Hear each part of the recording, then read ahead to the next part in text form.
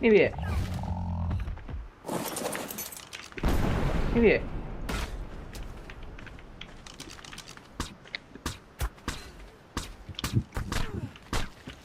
Cái rổ cúp chi gạo rồi.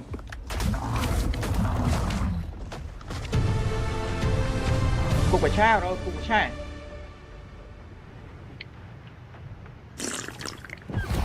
Em mong ai em thuê việc. Hả? Mong ai em thuê việc. Nhóm châu phịch ba nè. Rồi chi cái mai về phịch việc. Nhóm mình cái chiêu rồi. Nè, rồi hơi khỏi rồi nhưng bên lại này. Ok. Bên bên lại đi mọi người.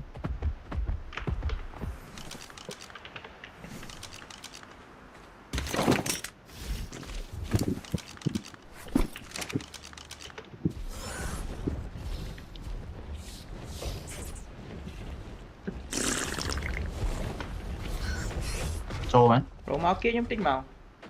Chẳng thấy em đẹp luôn sao nào. Rồi. Hết.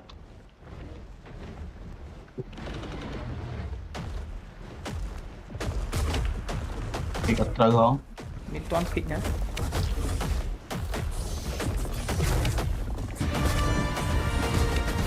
Chẳng phải biết mày thở. Rồi